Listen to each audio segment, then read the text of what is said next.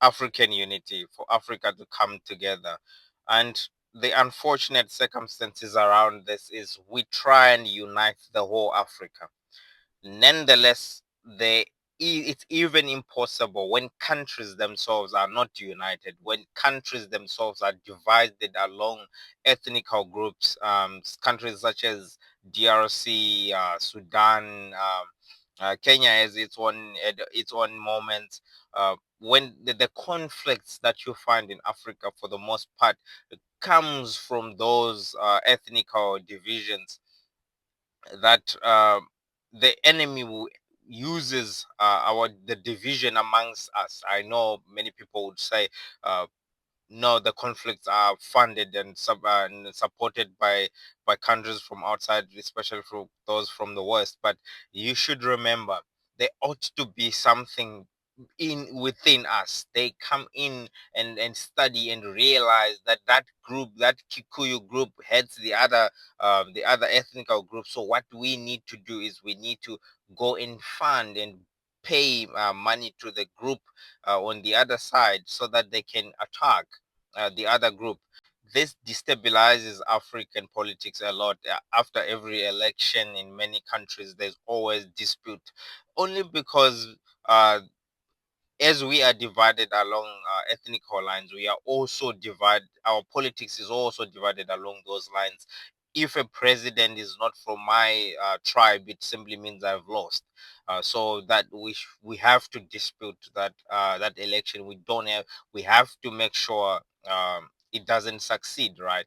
Uh, and it also comes from the politicians and the leaders who are in those parties, uh, because they also, as soon as they get into power, it's also along tribal lines. They do not understand that when you are elected, after the election, you are now serving the nation, not serving the people who voted you. You now serve the whole nation, the entire country, including those who didn't vote for you, including those who don't come from your tribe, including those who don't speak the same language as you. You ought to unite everybody as a leader of a country. The enemy simply takes advantage of the division amongst us already. I'm sure no one will just take a gun because they were given by the West, or they were told to go do it and shoot their own mother that they love. It's because we don't have unity and love amongst ourselves. We already have hatred. We're not united because of those tribal lines, in places like Congo, Somalia. It is everywhere across the continent. We ought to have leaders who are willing to unite the people. Anyone with any type of influential platforms, musicians and politicians and anybody influential in the society, we have to be having this conversation and urging each other to forget we are not a primitive society that keeps on hanging on to these tribal lines. Yes, we must respect the fact that I am from this tribe. I'm Yoruba or whatever I am.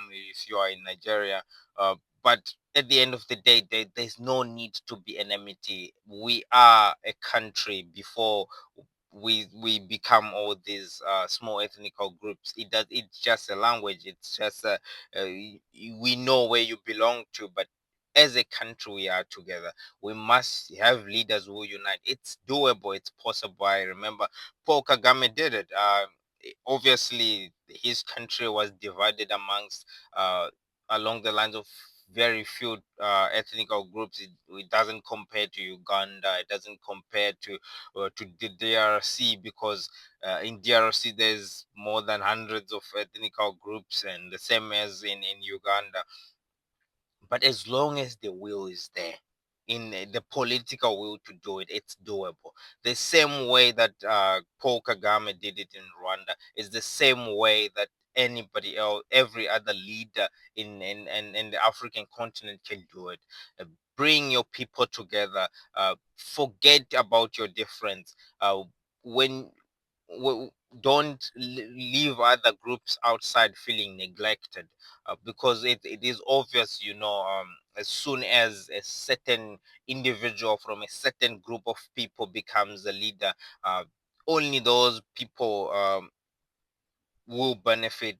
All the ministerial positions will go to those people alone. You are causing conflict on the African land.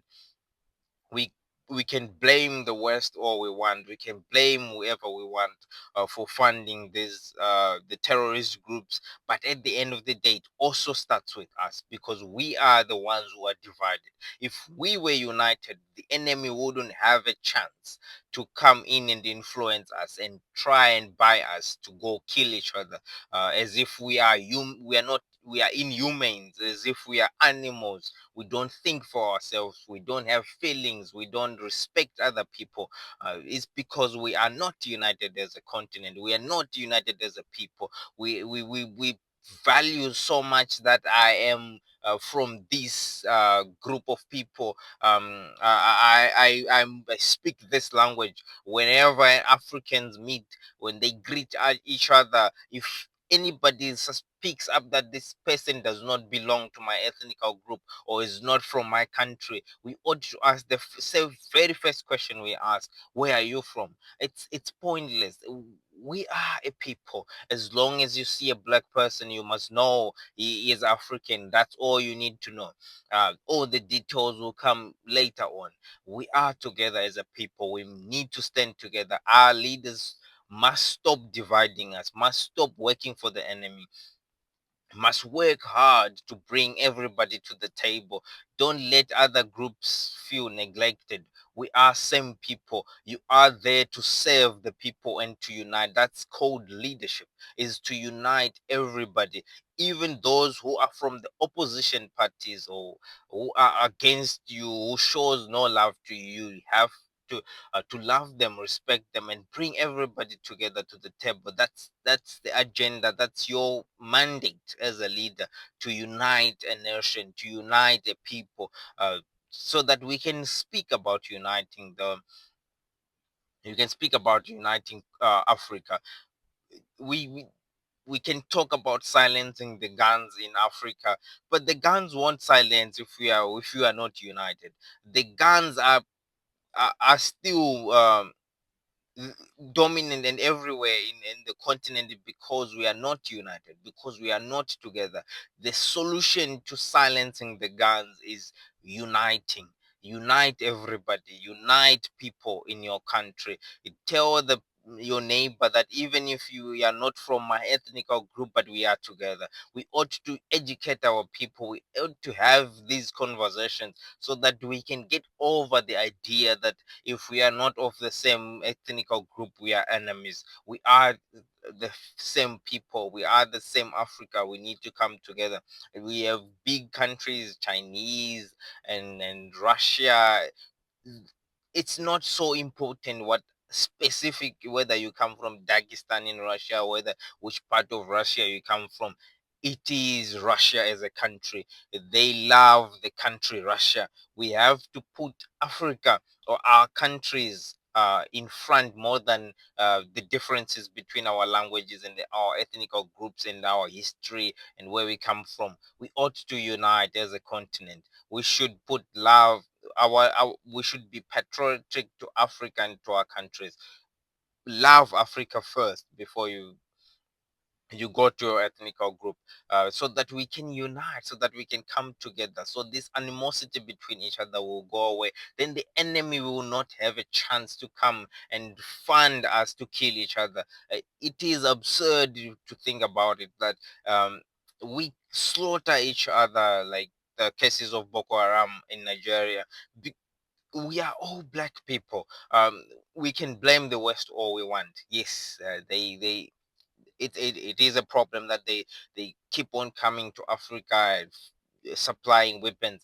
But at the end of the day, it is a black person being used, because a black person does not understand who he is and does not understand how to relate with each other. We have hatred, we have self-hate, we destroy ourselves before anybody comes. We have to unite, we have to be together as Africa.